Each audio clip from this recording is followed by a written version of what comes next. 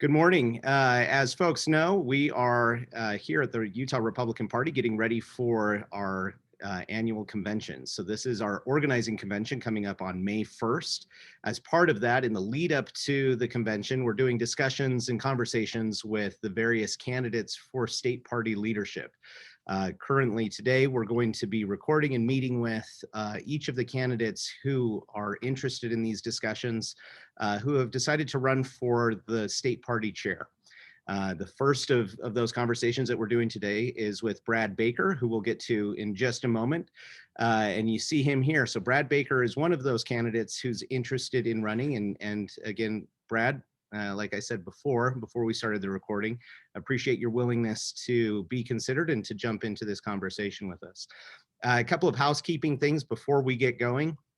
My name is Robert Axon. I'm the state party vice chair in the current leadership team, and we are very much looking forward to all of you joining us, all of you state delegates joining us on May 1st at the Maverick Center here in Salt Lake County as part of our in-person convention, an opportunity for us to come together and select the direction and the momentum that we've built here in the party moving forward to make sure that Utah stays red. A couple of things that you can do: go to utahgop.org to see the various events that are happening in conjunction with the May 1st convention.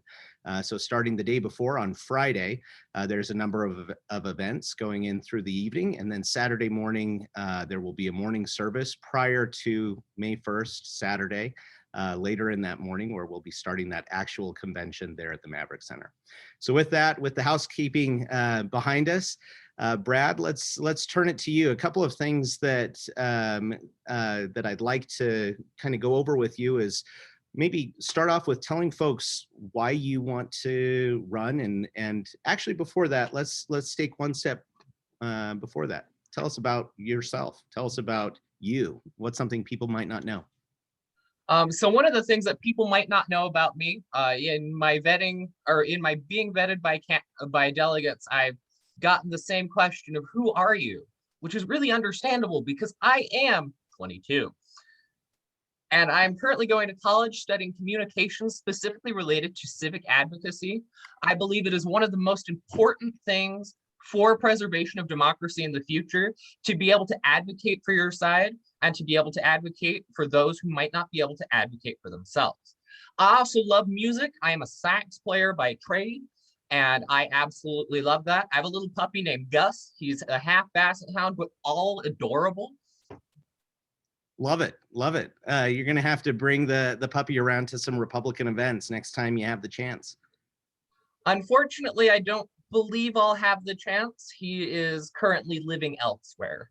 Ah, got it. Got it. Well, then you'll have to bring your saxophone and play some music for us. I very well might. That's a good idea. There you go.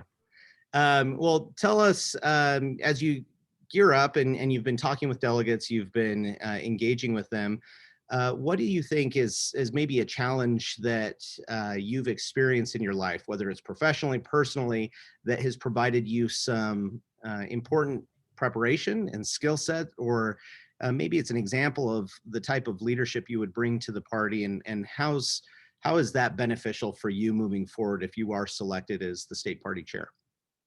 So one of the biggest things that has led to my being in a position to where I would be a good leader, should the delegates deem it so, is my resiliency. And that's been taught to me best through my experience with forensics and speech and debate. This is something that is of the utmost importance when doing forensics because of the fact that you can only control so much, even though you really want to control more. And because of that, you need to learn to not only take away and learn from your mistakes, but also to observe others to try and see where you could maybe improve on what they've taught. Very nice. And how would you apply some of those lessons to your role as state party chair? One of the biggest things that I believe is we as Utahns are at a crossroads here. We have a lot of potential to do a lot of good, and we have a lot of potential to impact our party and the state for the better. So the first thing I would do is take a look at previous leadership to see what's worked.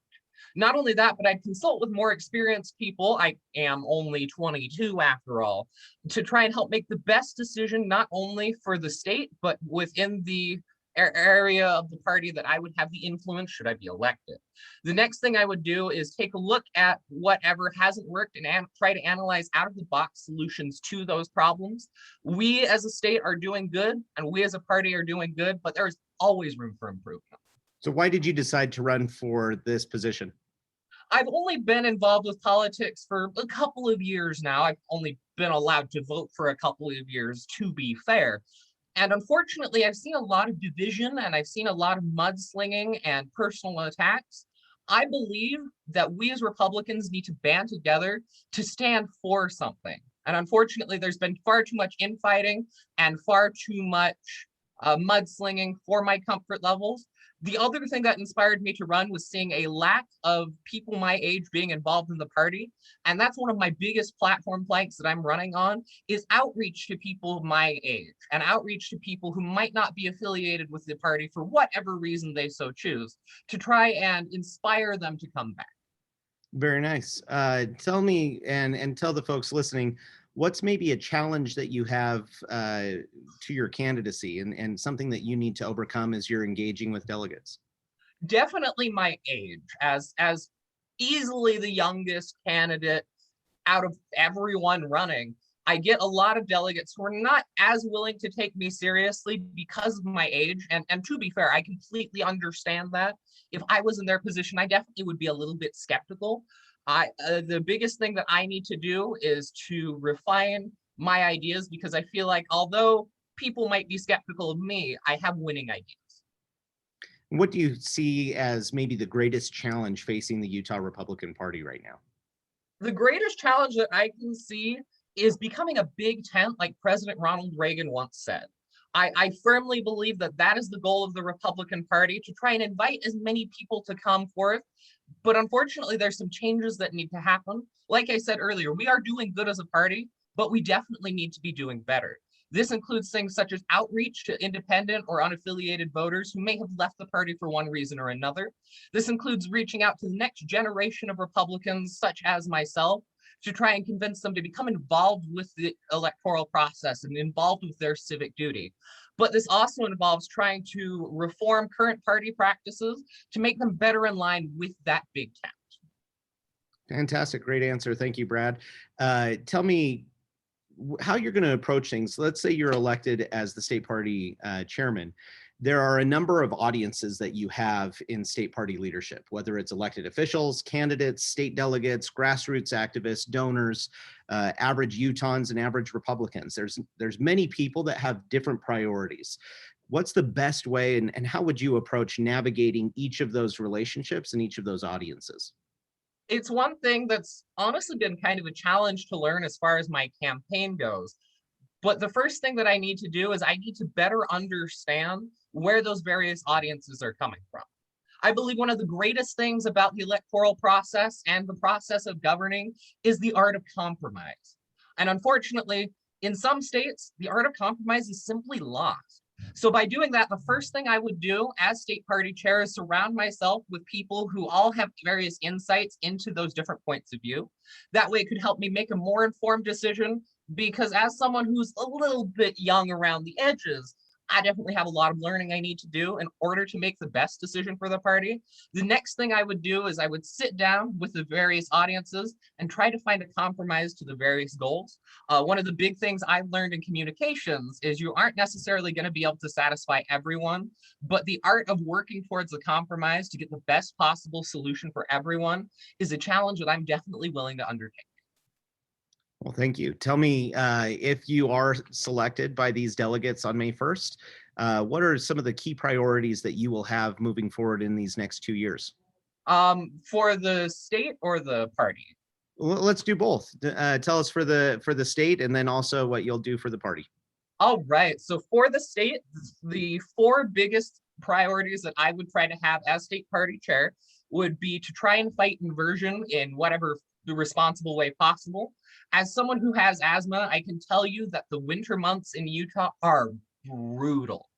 And so if there is a way obviously a smart way and a responsible way to try and help reduce the pollution that we face during those winter months, then I am all for that, because I know it doesn't just affect people with asthma like me, it affects the quality of life of everyone around us.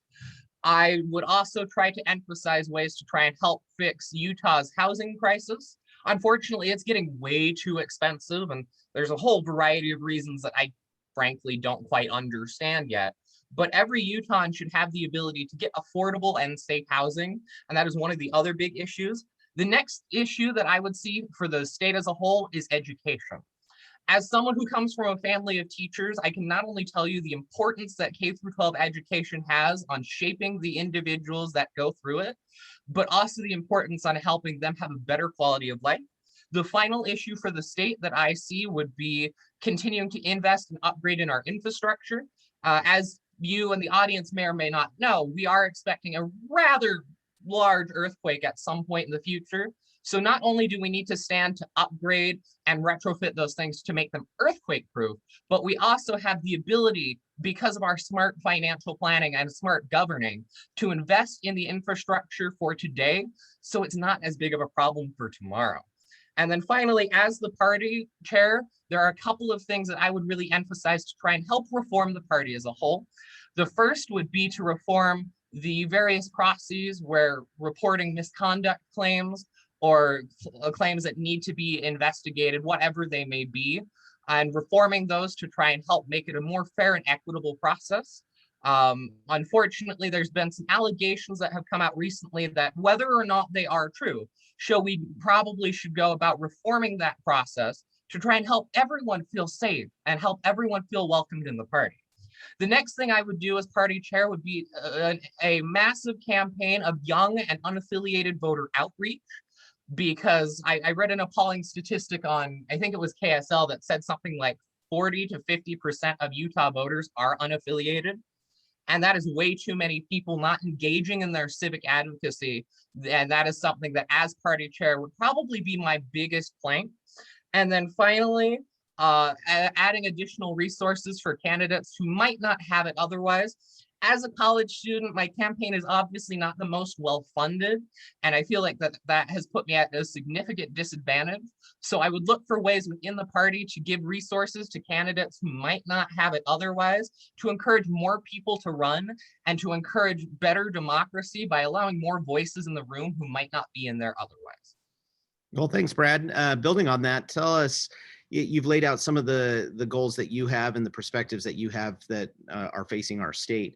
What do you think the #1 priority is for the Utah Republican Party generally? So absent your candidacy, absent your leadership, if you were selected, what do you think our #1 priority is? I would say the #1 priority needs to be voter outreach. I know, as an example, when I started becoming involved with the party, unfortunately, there was not very much information for me to work with.